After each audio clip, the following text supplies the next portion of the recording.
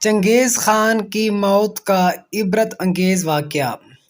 پیدائش 15 اکتوبر 1218، موت 18 فروری 1265۔ دنیا کا ظالم وحشی ترین انسان چنگیز خان اپنے گھوڑے پہ شان سے بیٹھا ہوا تھا۔ چاروں طرف تتاری افواج کی صفیں کھڑی تھیں۔ سب سے آگے چنگیز خان کا گھوڑا تھا۔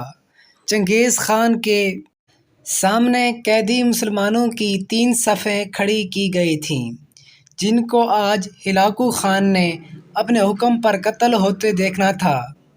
پھر وہ ظالم بولا، ان کے سر قلم کر دو، اور جلاد نے لوگوں کے سر کاٹنے شروع کر دیے۔ پہلی صف میں ایک کی گردن گئی، دوسرے کی گردن گئی، تیسرے چوتھے کی گردن چلی گئی۔ پہلی صف میں ایک بے قصور بوڑھا غریب قیدی، جو کہ اپنے گھر کا واحد کفیل بھی کھڑا تھا، وہ موت کے ڈر کی وجہ سے دوسری صف میں چلا گیا۔ پہلی صف کا مکمل صفایا ہو گیا تھا۔ چنگیز خان کی نظروں نے اس بوڑھے کو دیکھ لیا تھا کہ وہ موت کے خوف سے اپنی پہلی صف چھوڑ کر دوسری صف میں چلا گیا تھا۔ ہلاکو خان گھوڑے پہ بیٹھا ہوا، ہاتھ میں طاقتور گرز لیے اچھال کر اس سے کھیل رہا تھا، اور مسلمان کے قتل کا منظر دیکھ کر اس کھیل سے خود کو خوش کر رہا تھا۔ جلادوں نے دوسری صف پہ تلوار کے وار شروع کیے۔ گردنیں آن کی آن میں گرنے لگیں۔ جلاد تلوار چلا رہے تھے اور خون کے فوارے اچھل اچھل کر زمین پر گر رہے تھے۔ اس بوڑھے بابا نے جب دیکھا کہ دوسری صف کے لوگوں کی گردنیں کٹ کر اس کی باری بہت جلد آنے والی ہے، تو وہ بھاگ کر تیسری صف میں کھڑا ہو گیا۔ ہلاکو خان کی نظریں بوڑھے پہ جمی ہوئی تھیں کہ اب تو تیسری صف آخری ہے، اس کے بعد یہ کہاں چھپنے کی کوشش کرے گا؟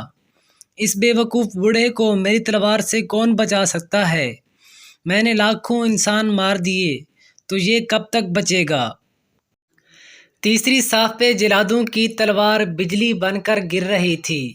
ہلاکو خان کی نظریں مسلسل اس بوڑھے پہ تھیں کہ کیسے وہ بے چین ہو کر موت کی وجہ سے بے قرار ہے۔ تیسری صف کے انسانوں کی گردنیں گر رہی تھیں۔ جلاد بجلی کی سی تیزی سے اس بوڑھے بابا کو پہنچا تو ہلاکو خان کی آواز گونجی، رک جاؤ، اس کو ابھی کچھ نہ کہو۔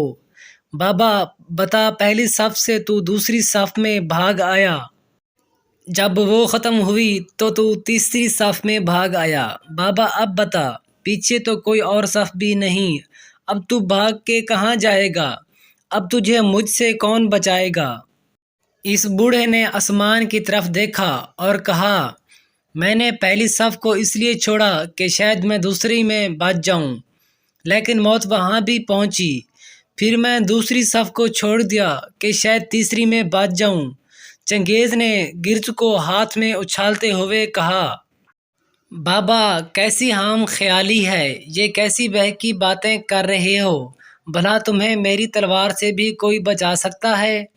بوڑھے مسلمان نے زمین و آسمان کی ہر چیز کے مالک اس وحدہ لا شریک رب پر بے انتہا یقین کے ساتھ کہا، وہ اوپر والی ذات اگر چاہے تو کچھ بھی ہو سکتا ہے، اور اگر وہ چاہے تو مجھے تجھ سے بچا سکتا ہے۔ کیسے بچا سکتا ہے؟ چنگیز خان نے اتنے تکبر میں آ کر کہا کہ اس کے ہاتھ سے گرز گر پڑا۔ چنگیز خان چابک دست ہوشیار جنگجو اور چلاک انسان تھا۔ چنگیز خان گھوڑے کے اوپر بیٹھے بیٹھے گرے ہوئے گرز کو اٹھانے کے لیے خود کو جھکایا کہ زمین پہ گرنے سے پہلے وہ اسے ہوا میں ہی پکڑ لے۔ اسی کوشش میں چنگیز خان کا ایک پاؤں رکاب سے نکلا اور وہ اپنے گھوڑے سے نیچے آ پڑا، جبکہ دوسرا پاؤں رکاب میں ہی پھنس کر رہ گیا۔ چنگیز خان کا گھوڑا اتنا ڈر گیا کہ بھاگ نکلا۔ چنگیز نے خود کو بچانے کی بڑی کوششیں کی، لیکن لشکر بھی حرکت میں آ گیا، لیکن گھوڑا اتنا طاقتور تھا کہ کسی کے قابو میں نہ آیا۔ وہ ہلاکو کو پتھروں میں گھسیٹ گھسیٹ کر بھاگتا رہا، جہاں تک کہ ہلاکو کا سر پتھروں سے پٹخ پٹخ کر اس قدر لہو لہان ہو گیا کہ اس کی روح چند ہی منٹوں میں اپنے اس تکبر بھرے وجود کو چھوڑ کر جہنم رسید ہو گئی۔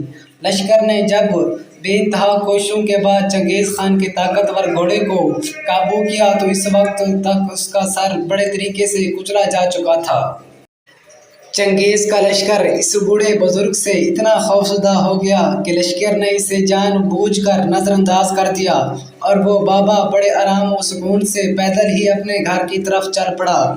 مظلوم کی آہ سے ڈرو، کیونکہ جب وہ اللہ سے رجوع کرتا ہے تو قبولیت بہت دور سے اس کا استقبال کرنے آتی ہے۔ یہ تحریر تمام اہل ایمان خصوصاً قانون و انصاف کے رکھوالوں کے لیے ہے۔ اللہ اکبر، سبحان اللہ و بحمدہ، سبحان اللہ العظیم۔